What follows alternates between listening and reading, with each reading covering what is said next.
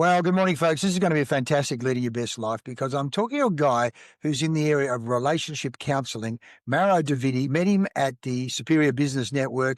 He ran a session for us and we were blown away. And I said, I've got to do a podcast with this guy because we're all in relationships, both with ourselves and other people. So, Mauro Daviddi, welcome to Leading Your Best Life. Thank you. Hello, everybody. Thank you, Leigh, to having me. It's an honor. Thank you. No, fantastic. I'm looking forward to this conversation, Mauro. But before we get right into the depths of it, let's talk a bit about your background. There's an accent there. So give us the Mauro Daviddi story in just 2 or 3 minutes. Where have you come from? What's gone on in your life so far?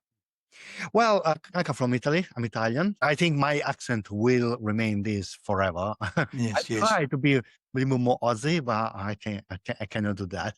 I came here 11 years ago, and without knowing any kind of English, I walked through to become today the counselor. I studied counseling, and I start my business 4 years ago. And yeah, I love helping people. I love the fact that people can work out on the problem if they want to. What is interesting to me, because it was very good for my relationship to understand how relationship works, because I really believe that we learn from our parents, and Yes. my parents were divorced. Mm-hmm. Very good people, very two good individuals, but as a couple were terrible. Absolutely terrible. And I learned from them. So I asked myself, what can I do to make sure that my marriage will work? And this is how I start to become interested about relationship and counseling and learn. And I learned, I'm learning and I'm practicing what I teach to my clients, and it's working. Fantastic. So you say your parents were divorced. Clearly, that's sort of a trigger of what to do or not to do. And now you're saying you only got into counselling once you got married, and you decided, well, I want to make sure my marriage works. Is that what happened? Well, counseling, yes. It happened. I met my wife. I want to make sure that was working between us. I got this book from John Gottman. Was talking about the 7 principles of how to make a marriage work. I thought this title is brilliant. It's for me. And I start to read the book, and I say, wow, this is fantastic. And then I did another couple of books, and then I say, well, maybe I want to learn more. I did the Gottman training. That was my first training I did. And then from there, I start the counseling study. And then I opened my practice, because I understood that there is not enough coaching in a relationship life. Everybody go for a coach for training or for food or for, I don't know, for learning how to drive or to build a house or to make something, but relationship, zero. I suppose that we learn from who knows what. And then we make mistakes. Yeah. Of course. So, as you say, people will go for golf lessons, golf coach, tennis coach, a business coach, but relationship coach, like, whoa, yet we're all in relationships. As you say, I'm in a marriage, you're in a marriage, let alone all the other relationships in the workplace. So if I was to say to you, Mauro, what is your mission in life? What is the difference you want to make in life? My mission today is be able to teach what I learned about relationship. Because if a guy like me that was absolutely scared to get married, got married, and actually have a successful marriage, I can make sure that if you work for me, can work for everyone. And it's everything about understand why we do what we do, why there is this discrepancy between partners about intimacy, why we act in the way that we act, because it's possible to understand that, and everything comes from what we learn when we were kids. That's it. Yes, what we learned when we were kids. So that in your case, as you say, with your parents divorcing, what did you learn either what to do or what not to do from your parents. Well, at the beginning, I thought the marriage was something absolutely wrong, a mistake, was something imposed by some governative governative things. Okay, I thought actually we couldn't stay marriage for with one person for that long, because around me, not my parents, but around me, I remember I had four friends.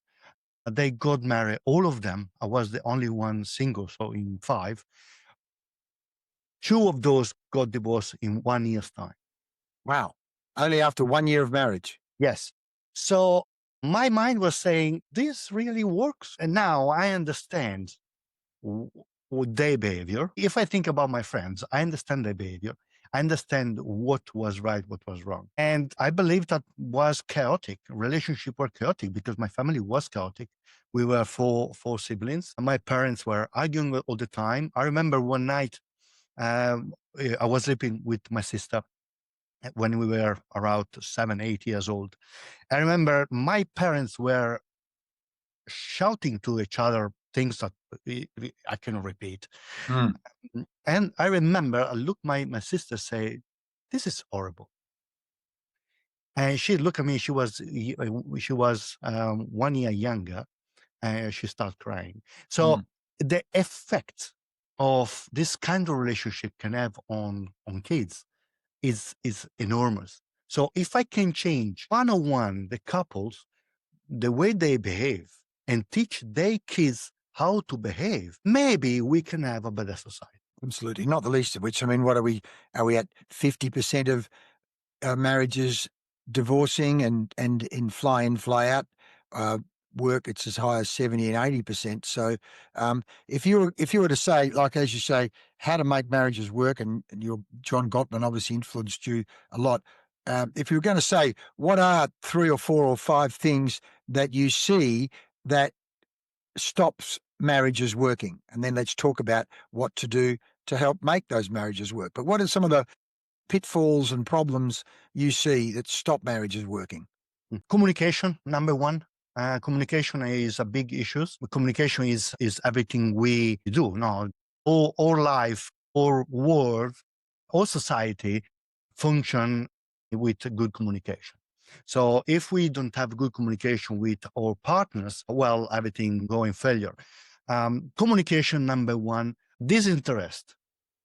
Disinterest about your partner life. I was talking today with a client, and I asked him, because he wasn't sure about the new relationship. And we were talking about the childhood trauma and why he's always running away from relationship. And I asked him, are you friend with your partner right now? Mm. He say, yes, I am. Okay, can you tell me what is her favorite trees? Mm. He's saying, I don't know. Okay, what's her favorite color? I don't know. So how do you think your relationship can work? You can actually have conversation about more important topic if you're not able to talk about what is your favorite color. Yeah. So in relationship feeds with curiosity. You must stay curious with your partner. Be curious of what is changing their body, what is changing their mind, what they believe, what they see, what they think. Because we are not anymore the person that we were 10 years ago, but we are not anymore the person that we were 1 minute ago. We read something that make us think different about the same topic that we were so secure until 1 minute ago. So people change all the time is the only consistent things that we have. And we must remain curious with our partner and Yeah. talk about and communicate that. Intimacy, another one, a big one. Intimacy is something that is a big struggle, but we need to understand that intimacy is not only about sex, it's about everything around the relationship. Again, I really believe friendship is the core of the relationship. And I like describe a relationship like a house, no? You have the floors, that is the friendship, okay, where you put the stability of a relationship, and then you have commitment and trust. These are the two walls that keep up the house. So you say, so the floor is what? Say that again. The roof, the floor It's friendship, is friendship. So it's based friendship, and then trust and commitment. commitment, being committed to the relationship. Yeah. Friendship is what make you be interested about your partner, be curious about your partner. Have you ever noticed that your best friend most of the time is someone that does anything else than what you do? Very different. Why we accept that? Why we accept that? Why we don't accept the difference from our partner? Many times people come in and say, we don't have anything anymore in common. Well, what to make you decide to get married? People just forget why get together. My job is helping them to rebuild the friendship, to court again, to have fun, to start to talk about the small things before to get and talk about the big thing. That is very important. So communication, intimacy, curiosity, all are things that destroy the relationship if you stop to work on that. And as you say, rebuild the friendship. So you're making a conscious effort to rebuild why you like each other in the first place. You just said start with small things before you start talking about the big things, Yes. which could be favorite color or favorite movies or food or what you did that day or any of those things. Yeah. Any of these things. Instead to talk about the kids, talk about you. Talk about you as a couple. What did you like about our marriage? What do you remember when we were dating? Talk about these things. And then you are able to go and talk about more important things. In fact, my job is structured in that way. Even if there is an affair, even if there is very heavy disagreement, my first things is not talk straight away to the disagreement or the affair, because that is too heavy. They not have the capacity to talk about that. My job is helping them to start to be friends again. And if someone want to start right now, I give just tips like this. Start with a hug and a kiss. Yeah. Start with a hug and a kiss. Before to leave the house, before to go to work, give a hug and a nice kiss to your partner. When you come back, you give a hug and a kiss. Before anything else. Have you noticed why people love dogs? Why people love dogs? As you said, you come home, the dog's wagging its tail, can't wait to see you. It's putting out love and affection from the moment it first sees you. That's it. The dog, doesn't matter what he's doing, you come home, you drop everything, come to say hello to you. So this is what I help the couple do. I say them, doesn't matter what you do, you drop everything, you're going to receive your partner when he come back, give a big hug, 20-second hugs, 20-second hugs and a 6-second kiss. Because this is what help your body to make more love hormones. Oxytocin, dopamine, serotonin. Yeah. And make you the bond and the trust raise again. Yes. You do this every single day for 2 weeks, you will see how change your relationship. Yeah. Amazing, huh? You're absolutely right. I mean, just by way of revelation, I mean, literally, I've just moved back in. My wife and I have been together for 40 years, but we had a breakup over not an affair, just basically arguing, not being able to solve problems. And in fact, I'd gone back into business with someone that my wife was dead against me doing. And again, I look back on it and I realize in a healthy relationship, your partner has a veto vote. A number of my friends have very successful marriages, and I look back and go, well, if their wives had have said, "I don't want you to do this," then they wouldn't have done it. Whereas in my case, I just barged on and to my own detriment. And there's been a number of decisions like that. So So she's been very forgiving. There's been no other people involved in the relationship, as in affairs or anything. But we realise, as she said, she finds me funny, and we've just come back from Bali and the Philippines together and had a wonderful week, both working. I was working up there as well as, we went going to dinner and walking on the beach together and having pina coladas at the sunset and all those things you do when you first start dating. And she put me onto a book, by the way, by a guy called Jung Peblo, that it's about relationships, and it's been very helpful to the point where I've put a song together that says love is a living thing. It's a garden, you have to nurture it and water it, which is what you're saying there, versus the song starts with love's not a statue you carved in stone. It's not like you fall in love and then it's stuck like a piece of concrete. It's actually a living organic thing that you need to keep watering and nurturing, which to a certain extent is what you're talking about. What are your thoughts on what I've just said then? Relationship is, you say right, is a garden. I describe us as a house, as a very, very busy house where you have a floor that you have, I don't know, the intimacy, and the other floor you have other things. Okay, the play or the fun or the problem. No, you have the problem on the top. So there is everything. Okay, so you need to maintain the house. If you buy a house, you have to do the maintaining every so often. Sometimes you spray because there is cockroach. Sometimes you fix the wall because it starts to get muddy. That is the house. John Gottman said that if you work 20 minutes a day on your marriage, 20 minutes a day on your marriage will be fantastic. 20 minutes a day. It's like go to the gym.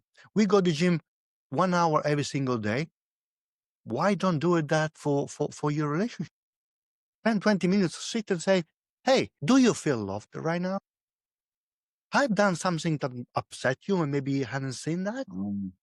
Or what make you feel loved? What would you like to do? What make you curious this week? What did you learn this week? And be curious and ask about what's going on in their life. And I agree with you when you say that you didn't take the suggestion for your wife. When you are in a relationship, it's not about I and you, it's about we. And success comes from being able to take the suggestion from your partner and understand that sometimes it's better say, okay, I do what you say, than be in trouble. It's a very important part, that one. Well, another song last week, by the way, just as an example, having learnt, one thing, in the thinking about coming back with my wife, I was meditating one morning, and I was meditating under what conditions would I consider us getting back together again. And the first point was, if from now on, if she says no about business or money things, then it becomes no. And I did a song called When Catherine Says No, it means it's no now. But the other thing that came to mind was I used to love us going for walks together. We used to walk with our dog, and then the dog had to be put down after 18 years. And so I said, I really want us to go walking each night as much as possible. And that's what we've done. We've done 2 laps around the park. Most nights we're together here. And it's just so good because all of those things, what's going on for you, what's happening in your day, all of those things are happening as we walk around. And I find the walking and talking is such a powerful vehicle than, say, sitting down with a glass of wine or sitting in the lounge room. There's something seems to happen when you're out in nature or going for a walk at the end of the day. And then our dinner is a completely different, it's a much more relaxed, kind of friendly, calmer dinner, calmer evening, a much more loving evening. And of course, the other side of that is when I was not with her, I wasn't that interested in sitting watching TV because there you are just in a room on your own. So the whole idea of companionship and being together, but also, as you say, being curious about your partner and asking, I've never even thought of that question. Do you feel loved right now? What a powerful question. Do you feel loved right now? Well, what do you need to see or hear to feel loved? I'm sure there's a range of tools you've got there. You've said, by the way, if the floor is friendship and the walls are commitment and trust, what's the roof? Well, the roof, there is no roof. There's no roof. No roof, because you can build everything inside this house. The roof is Right. what you think is right for you. But what is important that these two things, these three things must be stable. There's these more three things. If relationship is a choice, love fades. I'm telling you something that maybe will make you wonder. Okay. Mhm. Researcher that study love, they talk about love not as a feeling, but as a drive. Oh, really? That's interesting. Love is a survival mechanism that keep all species alive. So inside this drive, because they scan the brain, and the brain light up when we see someone that we love, light up in the same place where there is thirst and hunger. So who study love use love as a drive and not as a feeling. Then there is inside the drive, there is three parts. That one is attachment, the other one is lust, and the romantic. So lust is what make you fall in love.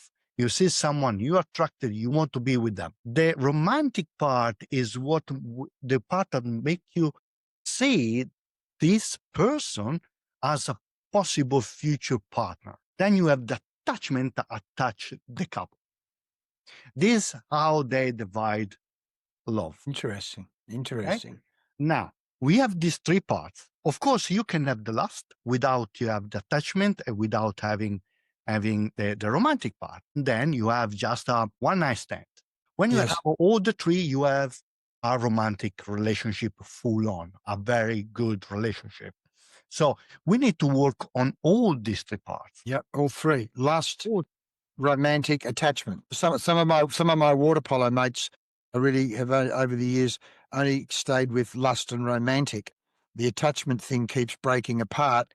Let's just talk about that for a second, because one of the things I think years ago when Kath and I had done some counselling, I think it was in and around imago therapy, and they talked about only in an intimate relationship, when people are close, can you actually start to have intimate conversations, not the least of which, and I don't mean intimate as in I love you, you're beautiful, or I want to make love to you, but when you're in a close relationship, it might be something like, mate, I've done the dishes 5 nights this week and you haven't done them at all. Or, I've cooked for 6 nights and you haven't even offered to help with the dishes. Or why is it the toilet is dirty after, you go there? I mean, if it's just for a person, you may not say anything because you just let it go. But when you're in a close relationship, and I've got a funny feeling some of my friends who had many, many partners over the years, whenever it gets too intimate or too close, they don't want to be held accountable, or they don't want to have those conversations. They just want to maintain it at a lust or romantic kind of honeymoon phase. What are your thoughts on that? Well, we need to see what is the attachment in relationship. So we have 4 types of attachment. This is a theory that was made up by John Bowlby in the 60s, and he found out that there is 4 ways of how kids attach in romantic relationship. Okay, to make it very very short, there is 4 ways to be attached. One is secure. Secure is when you have your parents that were around, were present, where you as a kid you could have played, you could have made mistakes, so you could have cried, you could have be yourself without feel of abandonment or rejected or being broken, or so that is the secure. Then we have anxious, dismissive, and we have fearful, avoidant. All of those, it depends what is the relationship they have with their parents, what they did learn about the world, and what about relationship when they were kids. So my job is understand the history of the family and the history of the relationship between the person and the two parents, find out which one is between of those, and help them to become more secure. Mhm. How I do that? For example, an avoidant. An avoidant is, this happened a few years ago. I worked with a guy that when he was 8 years old, he witnessed his uncle under the porch that he shoot himself. Oh. Okay. He was 8. He was alone with him, and Mm. they were living in a countryside. So he had to call the police, okay, 8 years old, and stay next to the uncle until the ambulance arrived. So for him, life was something terrifying. Okay. And Mhm. showing up and showing the emotion for him was something very difficult. It's still something very difficult. Now he's doing better. But for him, say, say I'm afraid was something impossible. Mm. Because when his parents arrive at home, the father was pretty abusive with him. Instead to hug him and tell him, "Hey, everything is fine," actually say it's your fault. Wow. And so you understand that he shut down the world outside. Now, what he was doing is anytime that he was with a romantic relationship, he wasn't able to express his feeling because express his feeling for him was danger, was something that could make you in a bad position. And what are you going to do with that? You need to reconnect with your child inside. You understand where this come from, and your friends probably are avoidant because they experience in their childhood the same trauma, not the same one, but very similar trauma in their experience. So instead to be stable and be stable in the relationship, as soon they can, they just out running. And that was what I was doing. Same. Wow. Wow. So much of it goes back to, as you say, things that have happened in your childhood. So let's talk about, well, obviously you can't mention names, but before and afters, because you at SBN the other day, you mentioned couples that were going to get divorced and end up start making out on the couch in front of you. So give me some examples of what triggers a person, because as you've also said, if you go to someone and say, "Hey, if you've got a marriage problem, here's someone you should go and see," it's like, well, it's a sensitive topic. So what's the kind of journey people go through in terms of what triggers them to come and see you, be it the husband or the wife? And I'm again, it'd be an interesting pattern to go, is it usually the husband that says we should go get some coaching or therapy or counseling? Is it the wife? And then what's the journey that you go on to where they might come in arguing or having differences and end up making out on your couch and even, having a happy, healthy, successful marriage? What's the journey? Good question. The journey, usually couples, according to statistic, it takes 6 years from the first problem showing up in the relationship. Mm. Takes 6 years, 6 years to reach for help. 6 years. And usually 6 years, there is a lot of water under the bridge. Oh, yeah. Let's say this, a new couple have a baby in the first 3 years of the newborn have the 70% of the couple have a newborn have a 80% of drop in happiness in the first 3 years. 80% what? Drop of happiness. Oh, drop in happiness. Yes, of course, because it gets pretty intense. It gets intense in those first Very 3 intense. years. Yes, very intense. So you have this long time where couples try to connect, to talk, maybe in a wrong way, doing things, maybe find someone else, having affairs. You have all these things coming up. Usually the couple coming here are on the brink. They are there. They say, this is the last resort. If this work, good. Otherwise, we're ready to live. The couple that you mentioned, talked about, that is a super real story, but this happened very often. I'm very happy with that. This couple came in because was a difference in wanting to be intimate. At this point, she was the one that wanted more. He didn't want more. He didn't like himself. So, but we talked about, again, I talked about their friendship, because remember this, when couple discuss about sex, talk about the toilet seat, talk about the rubbish, talk about the money, it's not about the money. It's never about what they're talking about. It's always about what the meaning of that means for them. Wow. It's everything about the meaning of what happened. This is why I say be curious and try to understand. Now, this couple, for example, I had a couple came in and they were talking about the toilet seat. This is a true story. Yes. She wanted to divorce him because the toilet seat. But the toilet seat for him, where something say, well, I put up 50%, you can put down 50%. Okay. Was because I asked her, what is the meaning of the toilet seat? And she said, well, when I was a girl, my parents were starting all the time. Every time they were arguing with, they were starting from the toilet seat. And from the toilet seat for them was a huge argument anytime. And for me, it was scary. This is why I don't want to have a toilet seat up. I will offer my partner respect. He look at me, I look at her.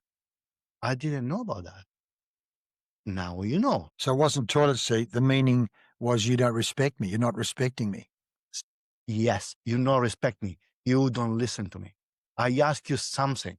Why you don't do that? Why you don't close the toothpaste? That annoy me. Is a I against you. Is my dependency against yours. Is always a fight for the power in relationship. Now, back to the couple, we start working to the friendship. We start, because this is the way I work. Usually couple come in the first session, we know each other. If there is something that is very important, I try to help them straight away. Okay. But usually I'm listening what they say, what are the problems, what is the situation. I try to understand if I can help them. And of course, if there is abuse, not abuse, these all things that I must check. Then what happens? Have a session with a one-on-one with both of them, because in a one-on-one, I can see if something that has been said in a couple session can come out. For example, if in a couple there is abuse and both of them are here, I ask them, there is any situation of abuse or repression? And they say no. But then I look at them and look at their body, the way they move and talk. And then I know, I say, okay, the second session does separate what's going on. And from there, I can help them. But anyway, usually I have a session with both of them, so we can talk about the history of the family, why they learn what they learn, what is the attachment, what is the love language. And then we start from the next session, the therapy. That means we start to work on the friendship. We start to work in communication. The third session, usually communication, the I statement, a statement.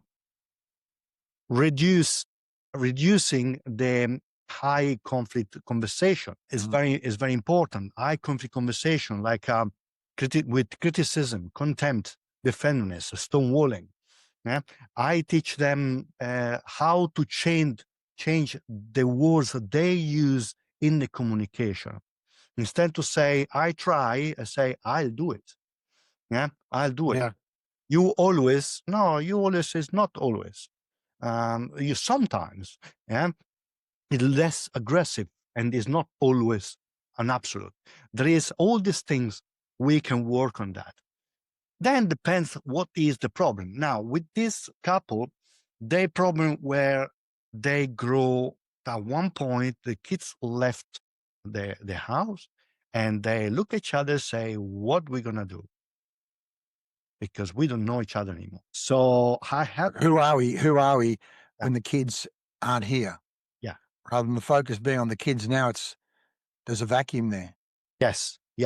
One person, because we have love languages, no? And love languages, you must have you must talk the love language of your partner. If you don't speak the love language of your partner and you have kids, usually your partner take the love language from the kids. Mhm. And their love language is fulfilled. But soon the kids leave and you don't replace the thing, they're going to feel empty very quick. We called the love tank, or the love bank account. You put a lot of love in your bank account for ugly days. So I help them to re re rebuild the friendship, dating, talking about the past, talking about themselves. I asked them to do the kiss and hug again. And with the check-in, make sure that both of them, they were doing it. They really wanted to do that. So very easy. It's more difficult when the couple don't want to do that. Yeah.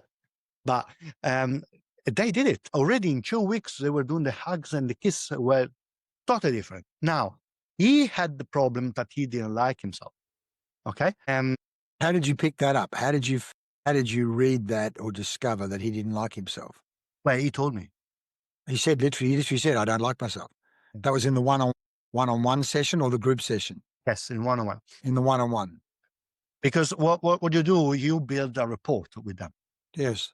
So I try to make sure anytime someone come in and you that they are safe here and there is nothing go out in the world from here. Yes. So that's very important. I can talk about this because I know them and they told me, if you won't say it. I don't say the names. No, of course not. I tell the story. What happened? I help him to find someone that could help him with his weight, with his body. And I asked them what you can do right now as a small step toward the goal. What is one thing? Well, I say, well, maybe if we turn off the light. Okay. I ask her, are you okay with that? Are you okay with turn off the light? No seeing each other. He say, of course. And they started. But it's been something that went on slowly. This couple stayed with me 6 months. 6 months. They came in, they were desperate. Last day, I remember they were here in my couch. At one point, I look at them and say, guys, you making out here? Get a room. I called them the other day and they're still very happy. They are going out, they're having fun. They back dating like they were doing it. Oh, that's lovely. And they have sex in every place they can. Everywhere they go, they do it. She said, we went in the bush the other day. We didn't in the bush. Oh, okay, I don't want to know. Good. It's possible. It's never late to save the marriage. It's never late. If you want to do it, you can do it. No, you said that the other day, and that really resonated with me because, of course, here are we, 40 years, it would look like it was all over. I was dead certain, even only last December, that I didn't want to get back together. But then after a range of, I literally had the divorce papers sitting on my desk and the photos were coming through on the screen of Kath and I together, Europe and New York and the kids and the grandkids, and knowing we were about to have another. And I just started going, I miss her. I miss all those days. And, other people that I've, shown some interest in, none of them are as beautiful as her. None of them are as funny as her. None of them have the connection and family. What am I doing with these divorce papers? And so I went back and I said, Kath, I don't want to go ahead with this. And she says, well, I've never wanted to go ahead with it. So that was the beginning of us getting back together like little teenagers. And I realized, again, she's done a lot of reading around love and relationships, and I've done the whole idea of it being a living thing. So things like sending texts during the day, I hope you're having a good day, or sending I love you, or little talk about, love being a living thing, just watering it with a positive statement. If I'm feeling it and thinking it, I'll send her a text or a note during the day, and vice versa. And it makes all the difference. But coming back to the toilet seat, just today, Mauro, there's those plugs that you can push down and they stick and they're supposed to spring back up when you touch them again. And I'd done that the other day and the plug didn't come up, and because I'd had a shave in the morning. Oh my God, That's terrible, and eventually I pushed it, and eventually it did come up. And I'd said to her, this is about a week or so ago, I said, that plug is stuck in the bathroom. It's not very good. She goes, yeah, don't push it down. Don't push it down because it's stuck. We had one another place and it didn't. So just don't do that. Do something else when you have a shave. Well, I get up at 4:45 in the morning and I'm still half asleep. And so this morning I push it down without even thinking. And then I go, oh no. And then I push and it won't come up. And I actually had to leave water in the bowl, and all of a sudden I finished my swim at the beach and the text had come through. I thought I told you not to push that plug down. Why did you do that? And I've gone, oh God, how am I going to? I was half asleep, So it literally became an issue. She says, why? And of course the meaning was not the plug, but she literally said, this just reminds me of times you haven't listened to me in the past. It was much deeper than the plug. Now, the fact is, I went onto YouTube. I said, I'm going to go onto YouTube and I'm going to find out. Sure enough, there are ways, and I've fixed it. In the meantime, found all this gunk and it's cleaned it all up. So I've said, there's actually a silver lining to this, but it's not about the plug, and it wasn't about the cleaning or the silver lining. It was deeper, as you say. It was the meaning that you're not listening, and so that's so important, which brings me to that question that I did have of how do you have problem-solving conversations? How do you fight clean? How do you solve problems in a win-win, calm way rather than it escalating? As you say, it could be the toilet seat, could be the plug, it could be the way you park the car, any of those things. What are some of the rules or the mechanisms you teach to help people have constructive problem-solving conversations versus escalating into a full-blown war and even divorce over something like a plug or a toilet seat? Good question. Okay. There's a thing that is very important. We need to understand what we do first that is wrong. And study and research say correctly, I mentioned just before, there's 4 major ways to communicate that make the relationship fail. And 1, criticism; 2, defensiveness; 3, stonewalling; and 4th, contempt.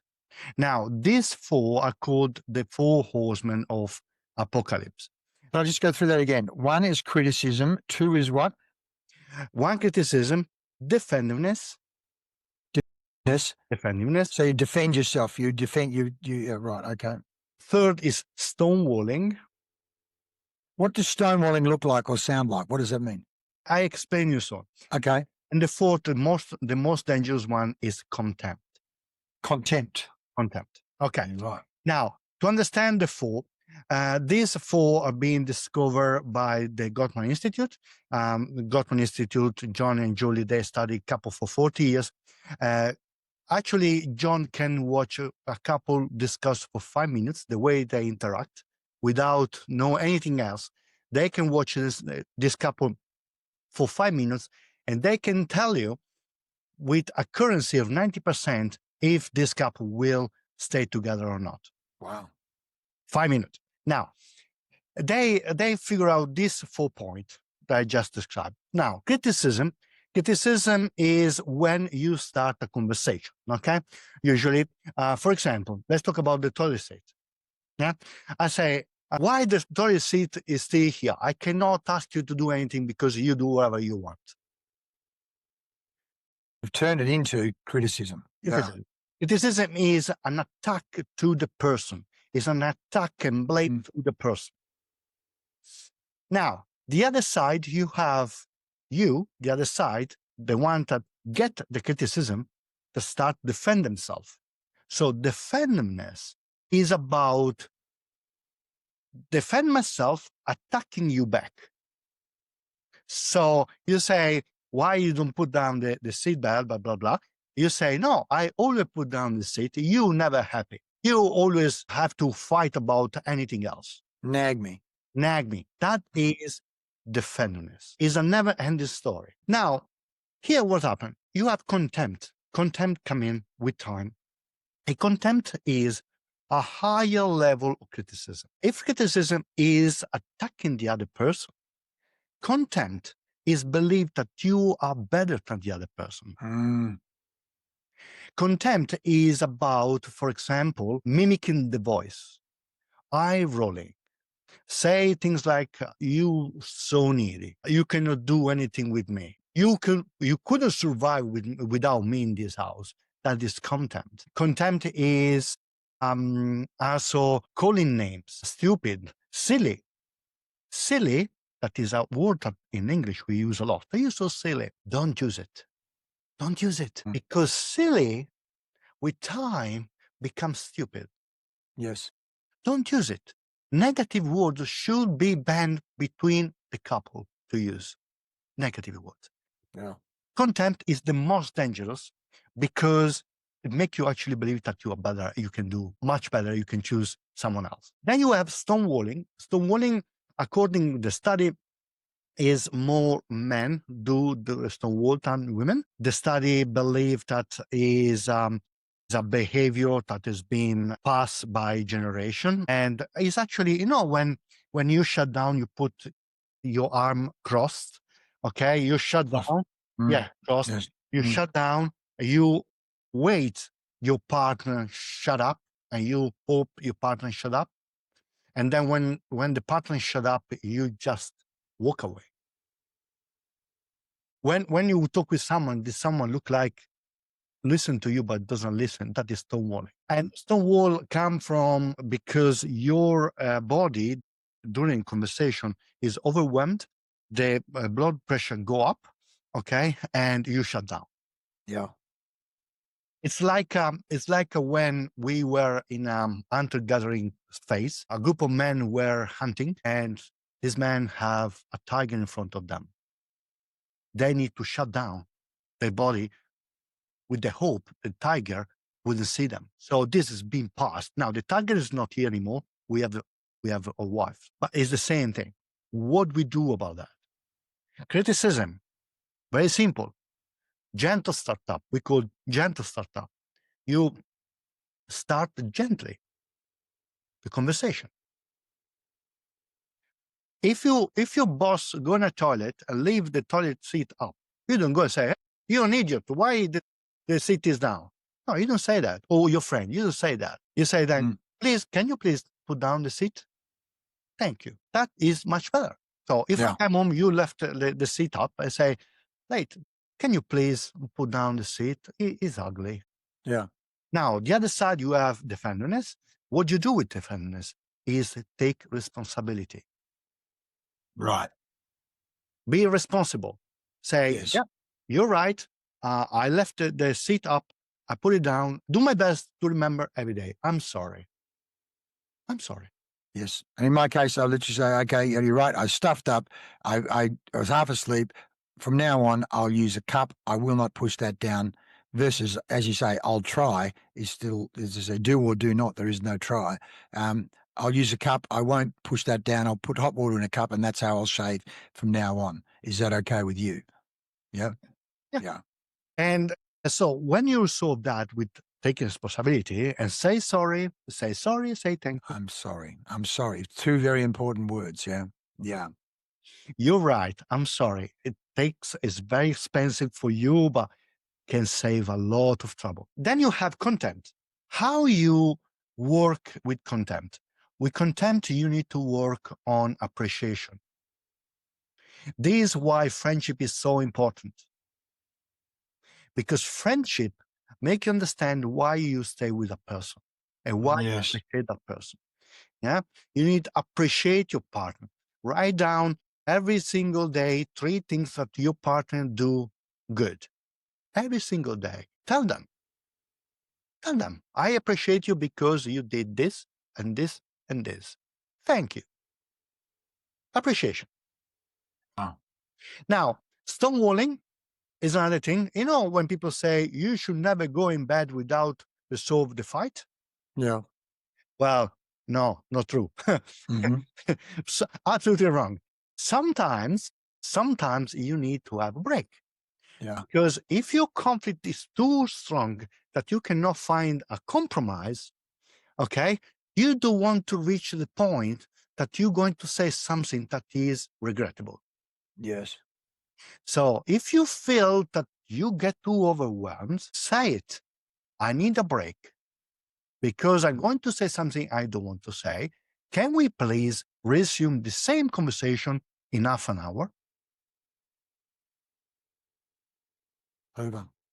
You do anything else. You go for a walk, you go for a shower, you eat something, you watch TV, I don't know, you do whatever you want, okay, with the promise that you come back and talk about it. You're going to see the second time that you start the same conversation will be totally different. Yeah.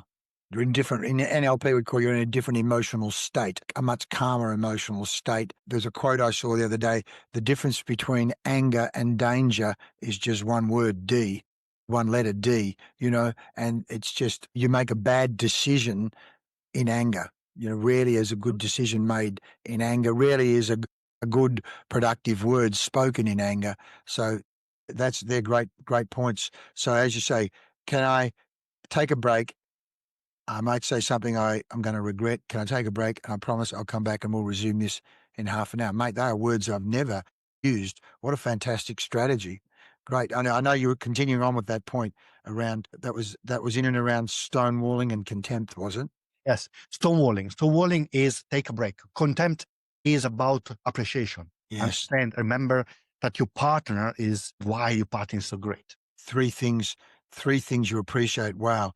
What a great exercise. Just imagine if everybody, and starting with me or anyone, did that at the end of each day. Three things. Do you do that with your partner? Always. Wow. Always. Wow. That's fantastic. I do with all the people, if I can, with all the people around me.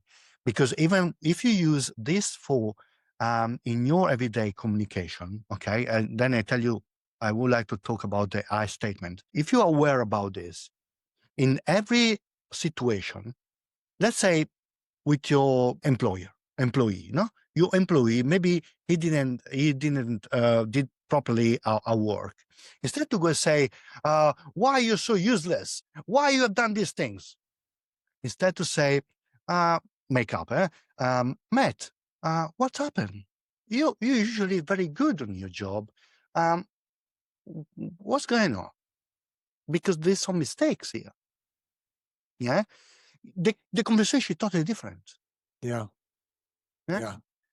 It's not the first time that we hear people say, when you talk with a worker, you should tell them what they do right, then explain what you need from them to do better, and then you close again with something good. Because negativity stick. I can tell you that you're beautiful for 365 days a year, and then one day I tell you that you're ugly. With everything you remember is, I told you you're ugly. Yes. Yes. The recency factor. Yeah. The negative factor. Yeah. Yes. Negativity sticks. Yeah. If you use this concept, are you aware with your worker is good for something? What is good about? Remember that. Okay. And when are you going to say, hey, I know that you're very good in this and this and this, I very appreciate. Find out something is being done in the week that's been very good. And then you say, and can we talk about something that maybe we can work together about this, because there is some mistakes. You will see that your worker will be more open to talk with you. Yeah. Brilliant. Brilliant. It's a much softer, less threatening approach, isn't it? Yes, this is where I teach the I statement technique. Usually, have you ever noticed that kids, when kids argue, they stand. They stand up. They stand up and they run away, or the place that they scream. Do you remember earlier I told you about the kids and the trauma?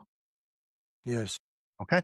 When two adults argue, are not the two adults that argue, but the two children inside them that argue. That's who's arguing, the child inside. Yes. This is why you shout from one part to the other part of the house. This is why you stand. Have you ever tried to have an argument with your partner, lay down on the floor? It's that would be very difficult. Yeah. You cannot do that. Yeah. Now, I'm not saying that you should lay down, but you sit. You sit. To sit down and have a constructive problem-solving conversation. You sit. The problem is the problem. The problem is not a relationship. The problem is the money. We need money because financially we are in a bad space. The money is the problem. It's not the relationship. You focus on the money problem. Yeah, don't generalize or bleed it over into it's our relationship stuff. It's actually, that's the problem. Let's focus on the problem collaboratively. Yes. Yeah. And then you start with the I statement.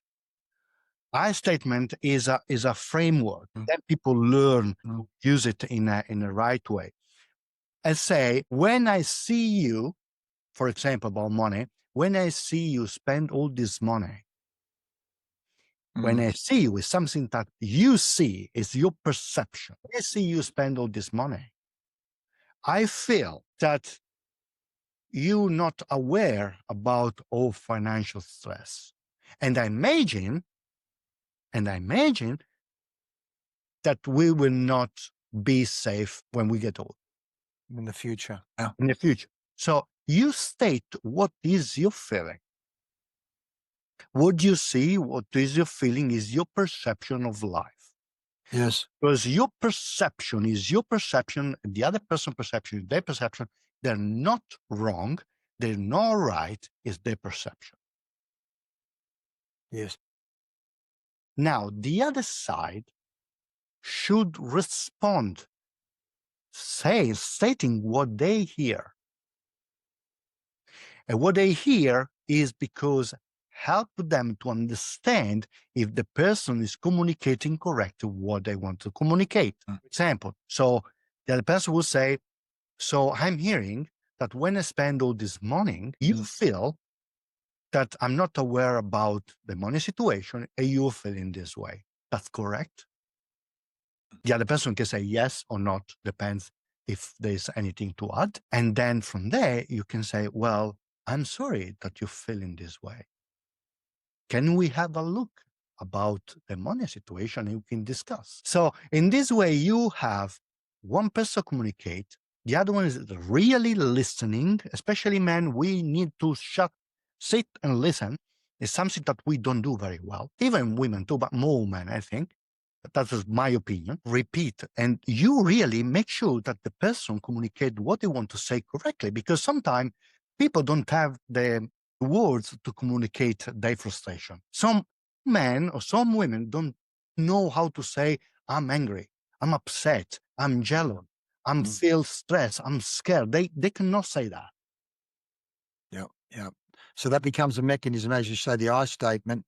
I think people should listen back to that again. It's such an important piece you've just said there, Mauro, in terms of when I see, this is how I feel, and then I imagine, and then the other person's restating. So I guess what you're saying is, which again, I remember when we did the Imago therapy, it really was about, I think it called couples dialogue, where the other person needs to restate back so that you know they've heard, not only have they heard, but also they've felt. So I guess you must be feeling.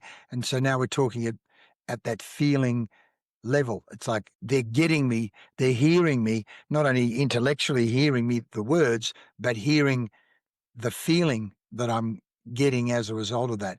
Now, this has been so valuable, but we've been going for almost an hour and a quarter. I'm just going to go through, what I like to do is go through I've taken a ton of notes here. As you say, your mission, making marriages work, how to make a marriage work. The John Gottman's clearly been a big influence on you, and that whole thing around communication, disinterest, staying curious, intimacy. And as you say, intimacy is not only about sex, friendship as the foundation for that love, rebuilding the friendship, starting with the small things before. I've got so many notes here. And as you say, the house is based on, for the floor is friendship, commitment and trust being the walls. And ask, do you feel loved right now? What do you need to see here to feel loved? Love as a drive, not just as a feeling. Man, oh man, it's not I or you, but we. The relationship really is an entity in itself. It's got its own life and personality, but needs the nurturing. You talked about lust, romantic attachment, secure are so much in here, Mauro. I'm just going to go to your website because if people have found any of this, oh, by the way, here's your podcast, Progress Over Perfection, POP, Progress Over Perfection. So I'm going to make sure I'm going to follow that. Bang there. That's what I'll do there. And then and then here's your website. So folks, there it is, maurodaviddi.com, relationship counseling, Perth couples counseling and marriage therapy that works. Struggling in a relationship or just want your relationship to be better. It's never too late to save a marriage. Really fantastic stuff, mate. And maybe we'll do another one of these down the track. I'm ready. And talking of money, you go, what's your relationship worth? What is saving your marriage worth? And in fact, years ago, I said to one of my fellow friends who is also a relationship counselor, I said, the question to ask someone is, what's it going to cost you if you lose your marriage? And I was thinking in terms of financial costs around cost of a house could be 200, 500,000, a million, 2 million. And so therefore, 5 or 6 or 10 seconds, really, let's say a person spends $2,000 to save their marriage. It's nothing compared to the cost of the house, let alone the kids, let alone even more so the trauma of the break, even though this is another song I wrote, by the way. People think the grass is greener. I wrote a song that said the grass is browner. I've been on the other side. The grass is not greener. The grass is browner on the other side. And as you can imagine, there's been all sorts of financial costs to the parting of ways. And I've also put another song together, Far Stronger Together. We're far stronger together than we are apart. So, Mauro, thank you so much for today. It's been absolutely brilliant, mate. Is there anything you'd like to say in conclusion or wrapping up or anything we've missed out on that you'd like to say before we part company today? The only thing I want to say is look at the monster in front of you and try to tackle the monster in front of you. Because if you don't, they will become bigger. Anytime is need just to change one individual in a couple, the way they express and the way they live, the way they do the relationship, one can change and both of them will change. I've seen this in many, many ways with big affairs, years and years of affairs, big trauma, big stuff. You can do it. You can do it. Relationship is about understand, learn, commitment, friendship, love, and passion. Yeah. And life is too short to be unhappy. Life is too short to be in an unhappy relationship. And the fact is, if you dated and had a friend and fell in love and got married, as you say, go back, what was it like in those early days? Every day can be like that if you do the work and see it as a living thing. So when you said, see the first what in front, I didn't quite get the word you used. The first what in front?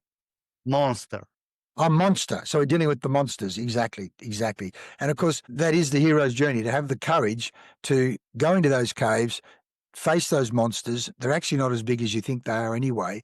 And having a coach, mentor, guide like yourself who has helped. Sadhguru, one of my mentors, Sadhguru says, when you're going to climb Mount Everest or climb a mountain, you can do it on your own, but you'd be far smarter to go with someone who's been there before, who knows the paths, who has the map, and use their expertise so that you get to the top of the mountain safely and back down. Clearly, you've got the map. You've talked about some of the components of those, the map and the guidebook today. And the fact is, any one of us can sign up and get married on a Saturday afternoon, but there's no guidebook that goes with it. What happens after that? It's not a fairy tale and they lived happily ever after. It's actually, and as you say, you have your first kid and see what happens then. Have your second kid and see what happens then. That's when you need guidance. Thank you so much for your time today, mate. We'll do this again at some point. And of course, folks, if you've got anything out of this, please do touch base with Mauro. You know where his website is.